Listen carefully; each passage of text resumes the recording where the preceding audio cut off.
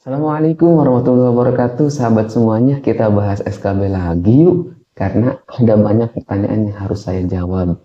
Simak baik-baik video ini ya, jangan kemana-mana. Oke, pertanyaan pertama tentang dalam wawancara, apakah nanti akan ditanya tentang aktivitas keagamaan kita?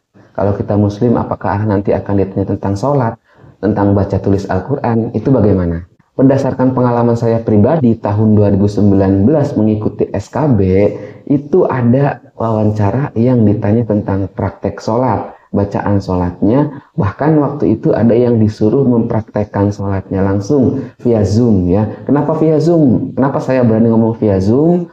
Karena sahabat semuanya, pada saat sosialisasi CPNS Kementerian Agama tahun 2024 yang dilaksanakan 6 September di live IG Kementerian Agama itu menjelaskan proses selanjutnya pun akan dibuat meringankan peserta didik dan tidak memberatkan peserta didik. Artinya tidak akan keluar dari domisili peserta didik ketika lanjut ke SKB.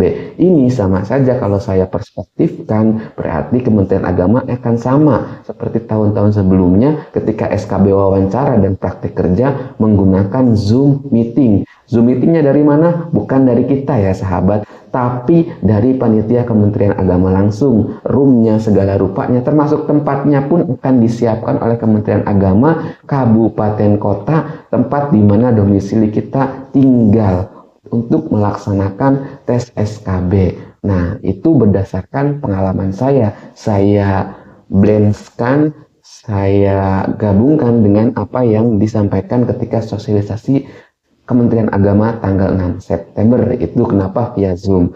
Dan ada praktek keagamaannya, baca tulis Al-Quran, menerjemahkan Al-Quran, biasanya juga menafsirkan pemahaman kita terhadap ayat-ayat Al-Quran tersebut. Nah itu ya, jadi siapkan diri sahabat semuanya, walaupun bukan formasi pendidikan agama atau bukan formasi guru agama, bukan formasi penyuluh agama, tetap nanti akan ditanya tentang wawancara mengeksplor pemahaman keagamaan kita dan praktik keagamaan kita dalam kegiatan aktivitas sehari-hari. Kemudian bagaimana kalau yang tes SKB belum punya pengalaman mengajar alias fresh graduate atau baru lulus belum ada pengalaman mengajar?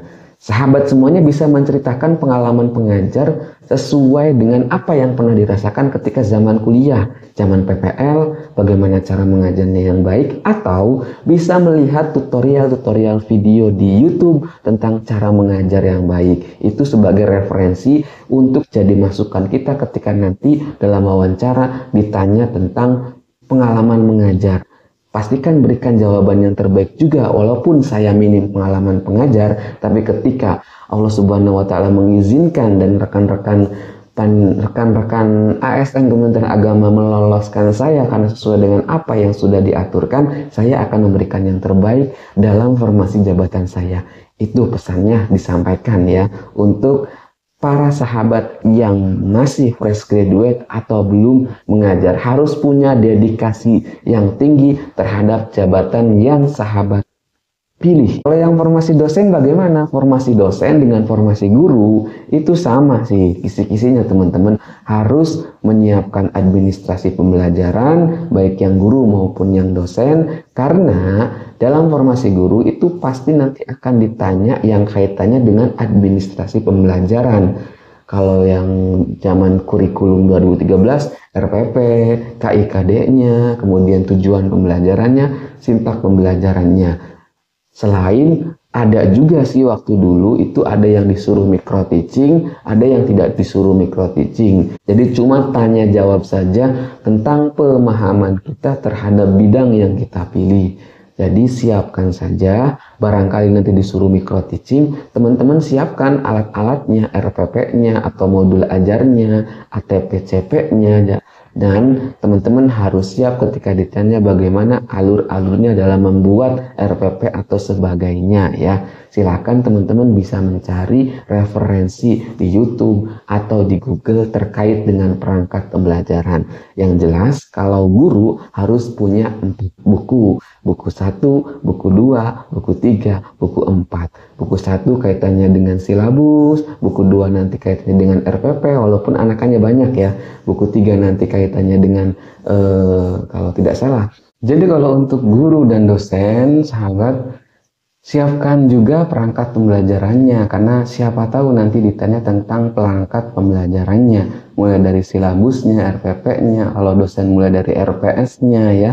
Jadi siapkan aja tuh perangkat pembelajarannya. Takut nanti ditanyakan. Karena saya pribadi yang mengalami SKB tahun 2019 itu ditanyakan tentang perangkat pembelajaran, silabusnya, kemudian cara menyusun tujuan pembelajaran, mulai dari mana, kemudian KIKD-nya asalnya dari mana. Nah itu ya, kalau yang dosen berarti RPP, RPS-nya cara menyusun RPPS, kalau dosen berarti cara menyusun RPS-nya bagaimana ya.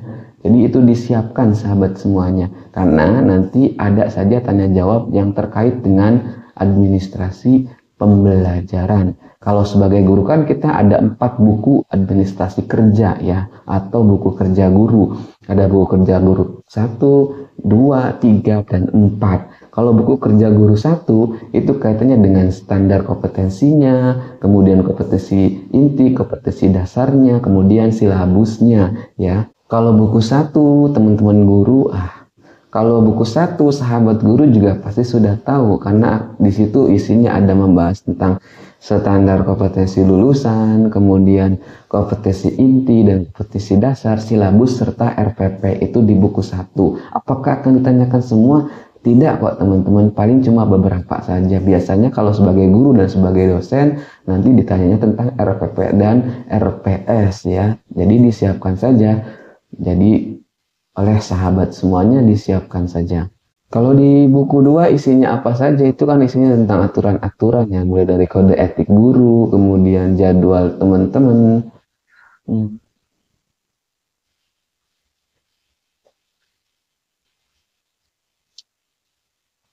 Baiklah, kalau guru dan dosen berarti teman-teman selain juga ditanya tentang cara mengajar atau bagaimana pengalaman mengajar, pasti sahabat semua nanti akan ditanya tentang administrasi pembelajarannya, baik di RPP-nya maupun RPS-nya. Jadi siapkan aja. Kalau guru kan kita bisa melihat buku kerja guru ya, yang ada 4 itu tuh, buku kerja guru yang ada 4.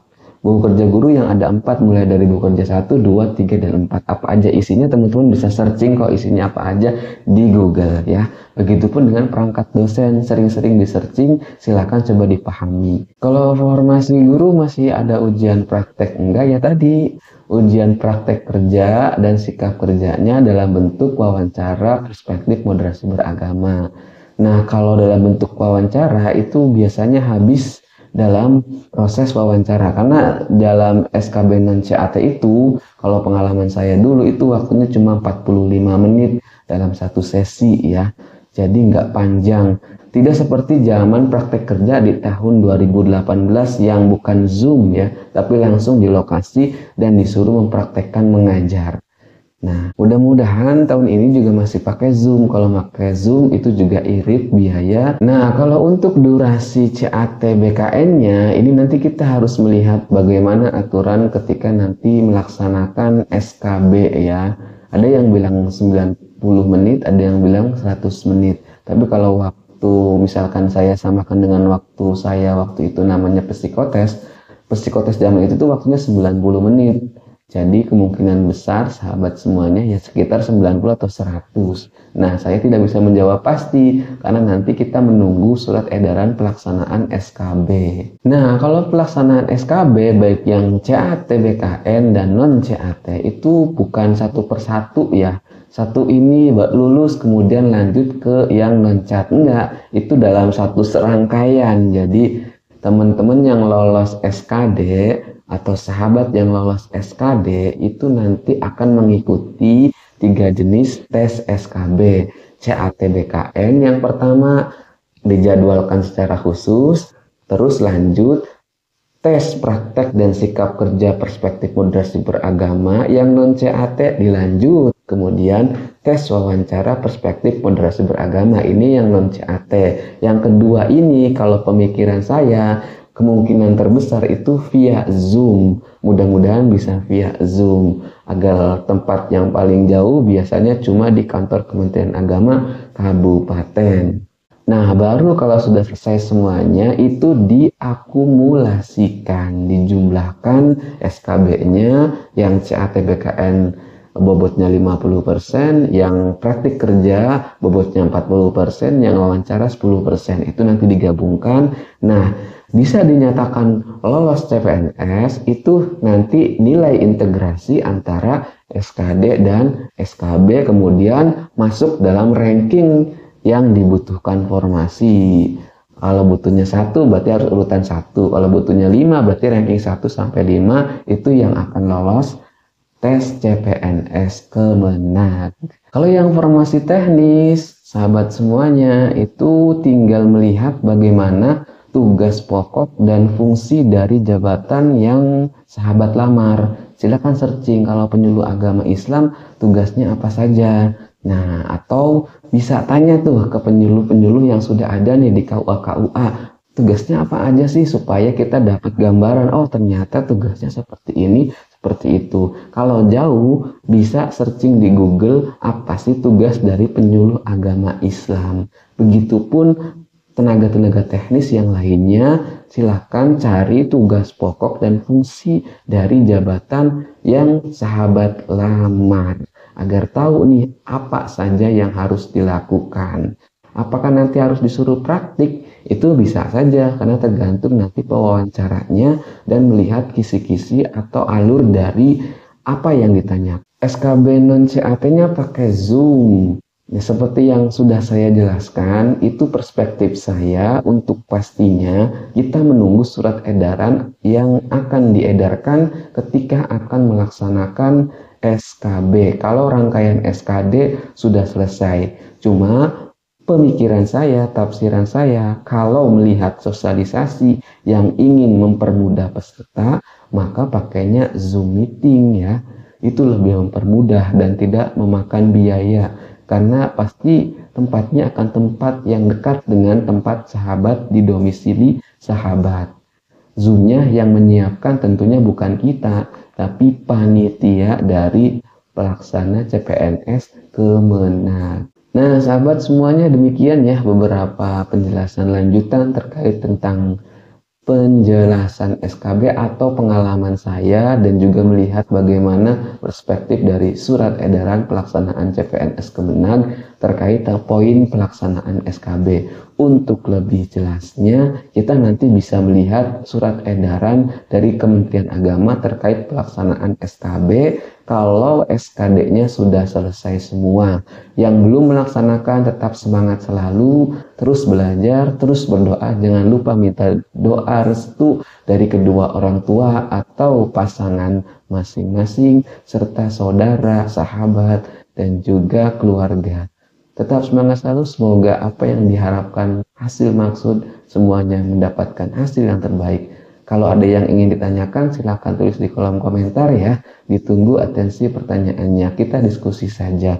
Kalau ada teman yang ingin menambahkan juga silahkan tulis di kolom komentar. Karena makin banyak yang berpendapat, makin banyak wawasan yang kita dapat agar tidak tersesat dan mudah-mudahan selamat mendapatkan SK CPNS dan menjadi warga ASN Kementerian Agama.